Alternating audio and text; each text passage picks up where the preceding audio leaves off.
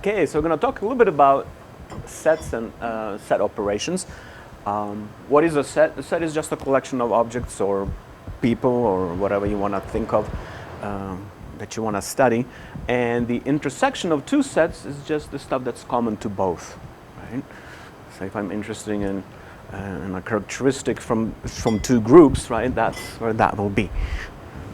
That's the abstract picture. Usually in real life, when you apply these concepts, it looks very different. But anyway, this is just to help understand that that's the intersection or the stuff that's common, right? Common stuff to both sets. The union is just everything that you have in those two sets. It could be 3, 4 sets, doesn't matter. This is just a picture for two of them, right? So it's everything that's either in A or B or both A and B. Okay. So when we talk about set theory, it's very important to distinguish between and or. They have really specific meanings here, okay? Not just like in everyday life when we use sometimes or and we mean and, but you know, and vice versa. But here we have to be very specific. So that's the union, right? And we'll see how that looks like when you do data analysis, okay, in a few minutes. The difference, right? A, it looks like A minus B. You're not really subtracting any because these are sets, these are not numbers, okay? So what does that mean? That means that everything that's in A but not in B. So if A and B have something in common, we'll have to exclude this part, right? That's common to A and B because that's in B, right? I have to exclude that, right? So that's what A minus quote unquote B means. Okay, everything in A but not in B. Okay. Now, if sets A and B have nothing in common, then what is A minus B? Just A, right? Because, right? Okay. All right. Just a quick quiz, and Chuck passed with flying colors. he knows what he's not. The complement, right? The complement of set A is everything that's not in A. Okay. We'll see how that translates in real life when if you ever do a data analysis Monday, right? We'll see how that works. Okay. Any questions so far? So everything that's not in A, right? That's the complement, not the complement, but the complement. Okay. Usually, when I teach this in problem solving, some students like to misspell that name. It's not a complement; it's a complement. Two different words, two different meanings. Okay. All right. So here's just a quick example, right, so that we see if we understand and see if I did this correctly, right? When I wrote this down. Okay, so we have two sets consisting of numbers. Okay, there they are. They have something in common, right? Okay. What is A union B? It's just everything, right? Everything that's in A or B or both, right? But you don't repeat, right? If you see something in both sets, you don't repeat that again, right? It's enough to write that once, okay? Because you see two, right? Is this working? I don't know. Here, right? You see two in both, right? So in the union, you're just going to put it once, right? You're going to write it once. That's your union. So take everything that's in A or B or both. Okay. What's common, right? What's common to A and B? Just 2, 7, and 8. Did I do that correctly?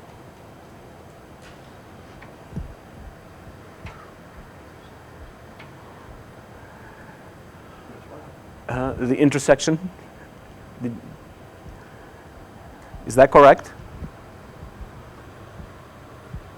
Yeah? Just saying yes. I might have made a mistake. I don't know. Make sure. That's common to both. Oh, okay. A minus B. So that, remember, that has to be A but not B, right? So we have to be in A but not in B.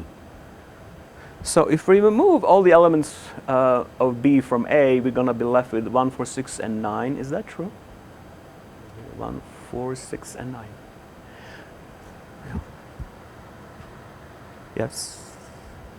You simply have to remove 2, 7, and 8 from A. Because you have to remove the common stuff that's common to both A and B. B minus A, or we usually say B without A, okay? It's just 3, 5, and 10. So I look at B, and I have to remove everything that's in A and B from B. Right, so I have to remove 2, 7, and 8 from B to get B minus A. How are we doing so far?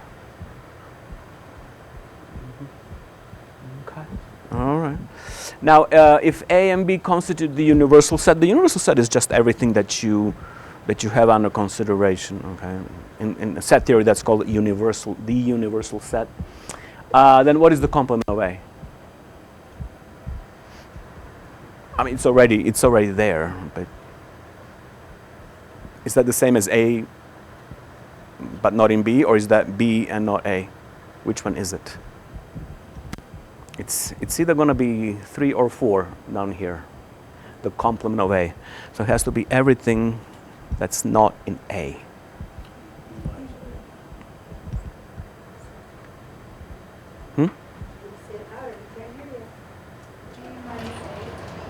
B minus A, that's it, yeah, okay. Very good, right? So B minus A, in this case, is the same as the complement of A.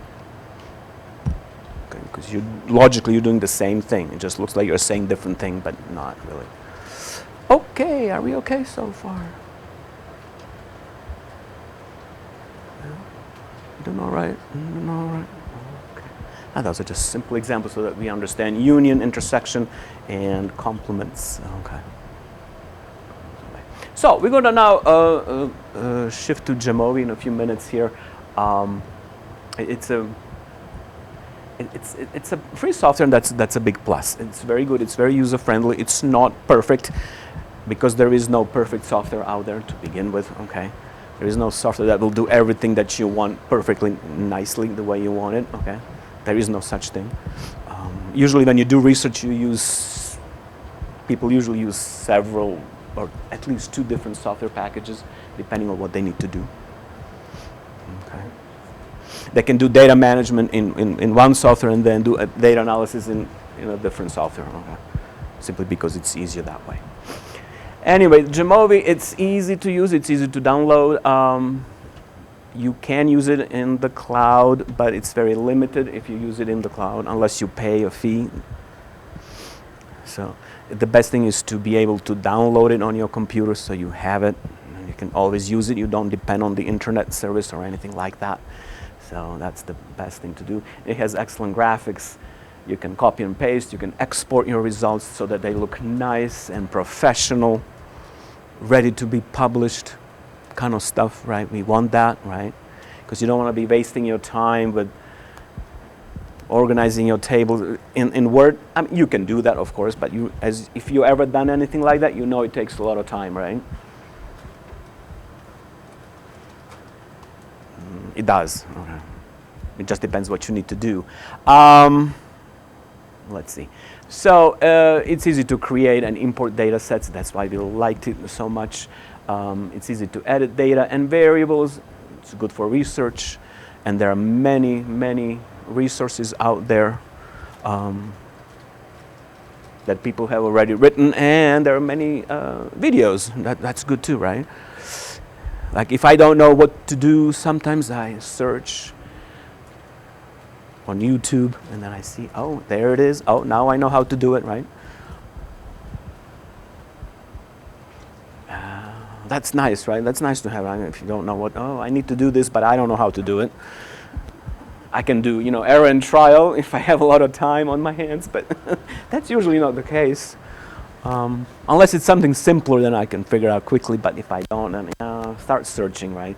And YouTube is a pretty good resource for that.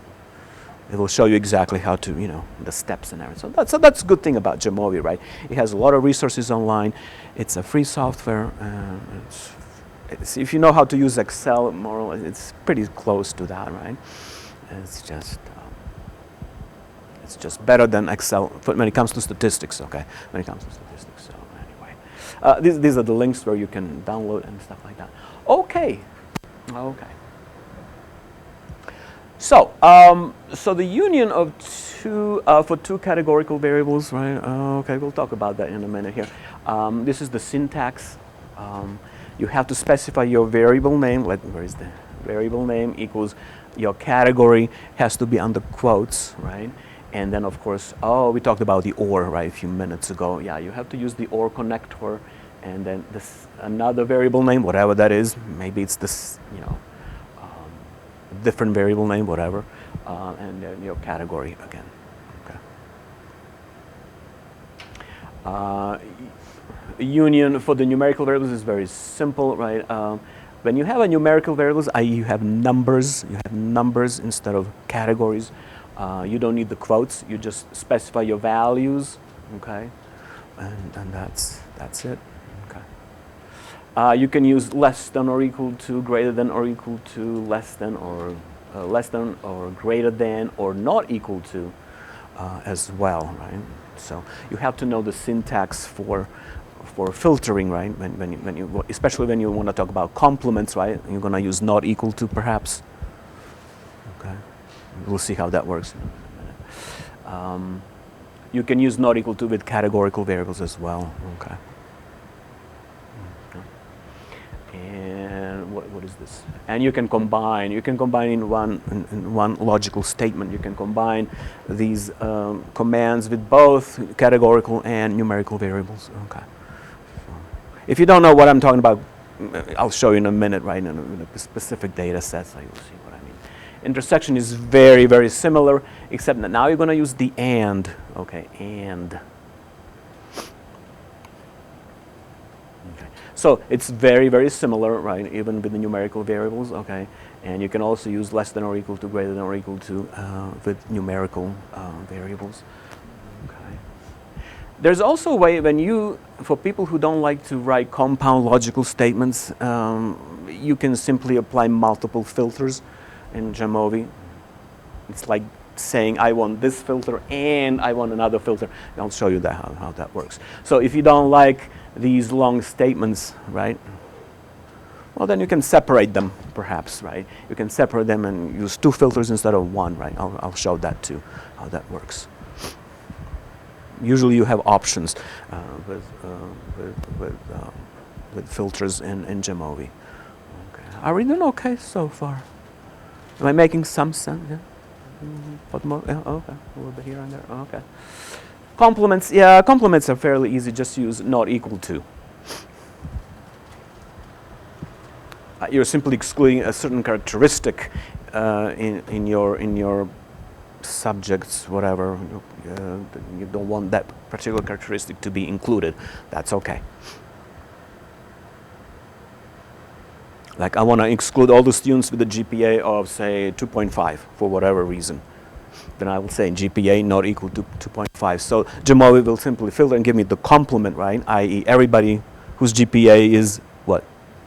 Not 2.5. That's the complement, right? Okay. You can also use greater than or equal to as for complements as well. Okay. Okay. So that's how we deal with complements, right? You can use You can use not equal or one of these greater than or equal to or greater than, right? Things like that. Okay. Okay. Let's close this now.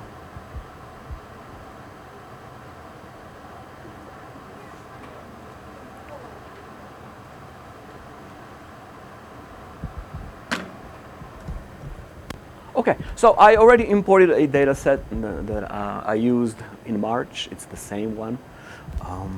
It's the same one that I used in the presentation last March of this year. So anyway, so suppose I want to do some analysis here.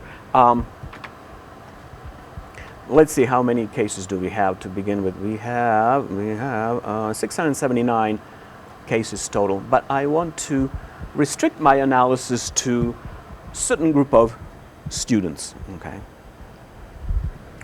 So that's where the filtering will come into place.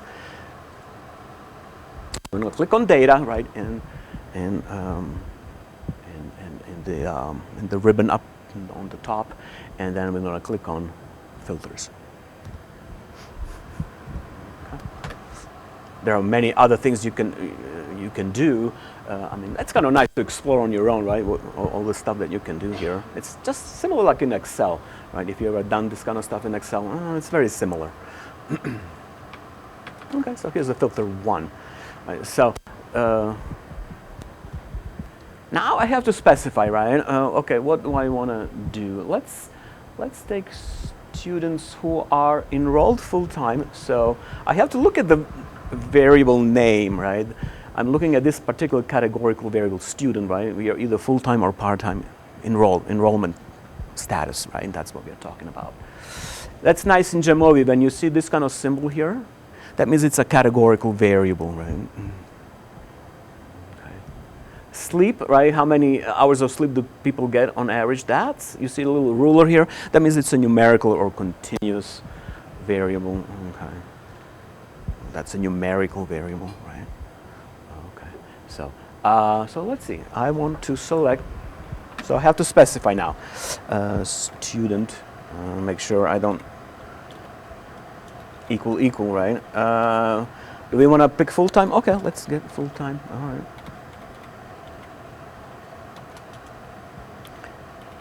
And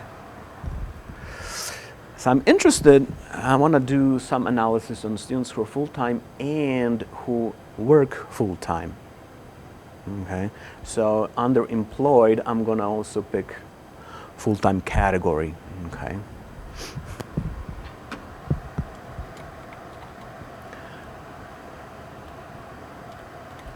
So I have to type employed equals, what did we say, full-time? Yeah, okay.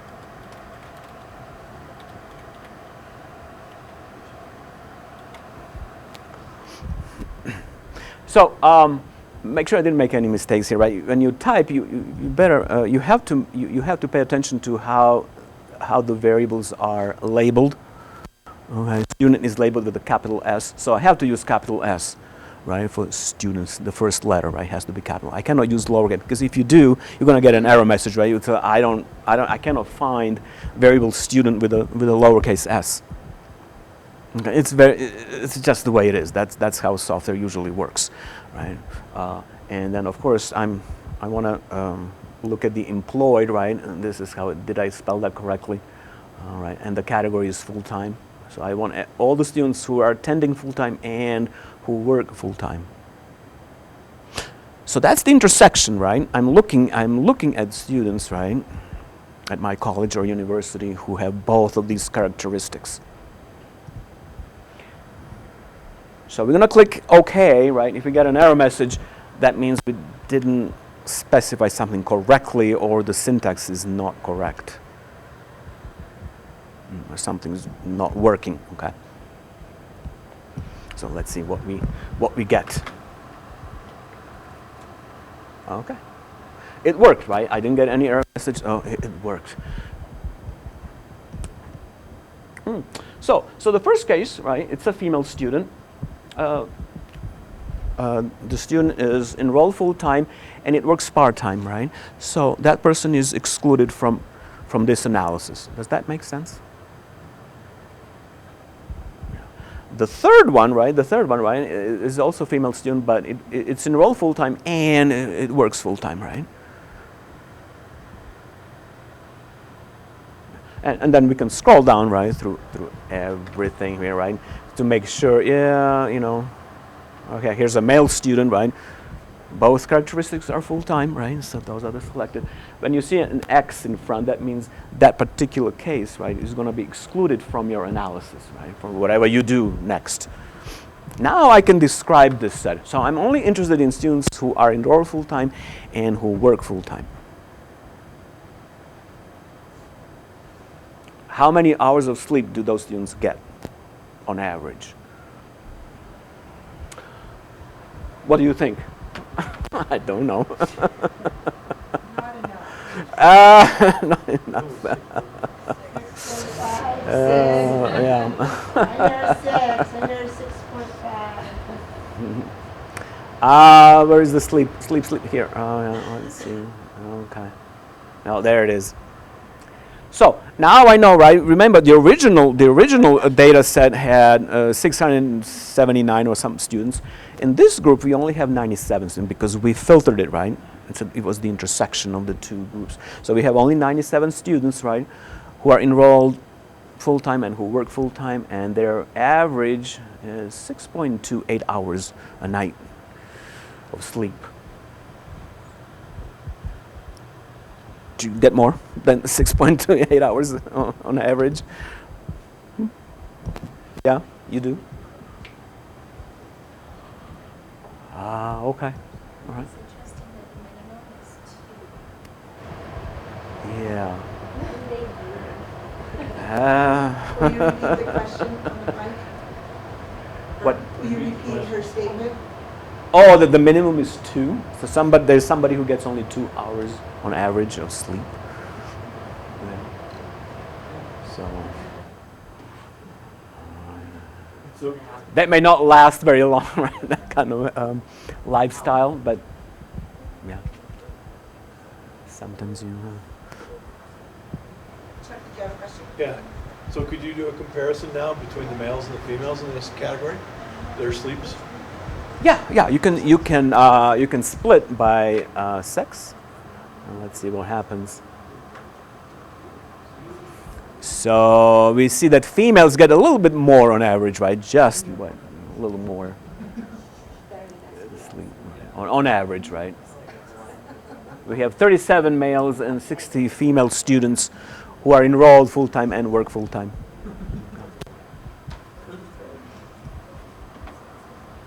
How are we doing so far? Okay. 7 minutes.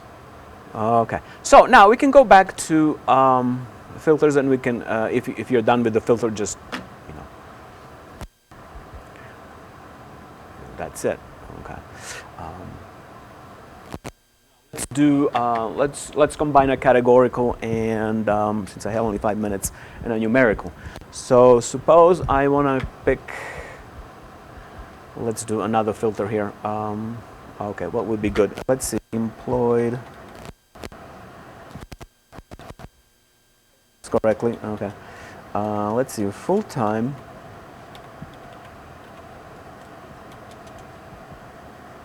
And I'm gonna do and again, right? You can use or, but anyway. And let's see. Do we have? Oh, GPA. Okay. And GPA is at least what? 3.3. 3 point what? Oh, 3.0. Oh, 3. Okay. 3. Okay. So I can combine, right, in one statement, right? I can combine a categorical variable and a numerical variable, right? So I'm only looking at students who are employed full time, they work full time, and their GPA is more than 3. Now that also means that I'll be picking up students who are part-time too, right? Who are enrolled part-time in the courses, right? Because the enrollment here does not play any role anymore, right? We didn't specify anything about the enrollment, right? So, okay. And there we go, right? So first one is a female student. It's full-time and enrolled full-time, and it works full-time. And her GPA, what is her GPA? Where is it? Her GPA is 3.8. That's the first one on the list, right? That's the first one on the list. We're doing okay so far. So the same thing we can do it this way, right? I can, as I said, if you don't like long logical statements and you need an intersection, that's okay. You can add another filter, right? And now I can specify, okay, GPA was at least, what did we say? 3, whoops, what am I doing here? 3.0. Right? Some people like to do that, especially if they're doing intersection, right, the and, because you're not typing long logical statements in one filter, you're just separating the two criteria into 2 different filters. That's the same thing as saying, I want the first filter to be satisfied and the second one, right? Both filters at the same time. And same thing will happen. Both are active. You know that your filter is active, right? When you see the green stuff is on, right? You can disable some of that if you don't. If you want to shift your focus on something else, you can just disable it. That's okay too. But this is the same. This is still the intersection. That's the intersection of these two properties, right? I want GPA to be at least 3, and I want those students to be working full time. So I'm interested in that particular subset of my data set. And things like that. Okay. And similar you can do with OR, right? Okay, let me just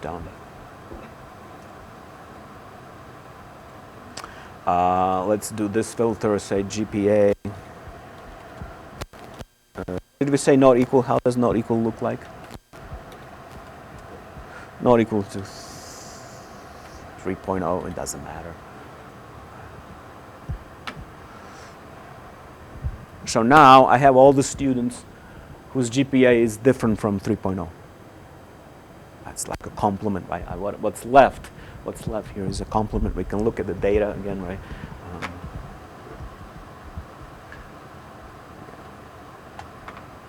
So you already see a couple of students here, right, whose GPA is 3.0. They've been what? Excluded, right, from your analysis and things like that. Okay. Similarly, right, if I do, let me see, I can erase this.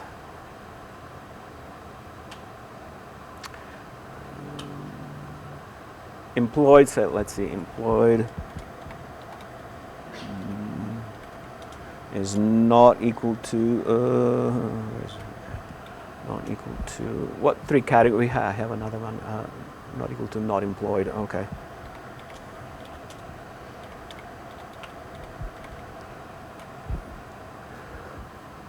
I did not spell it correctly, all right.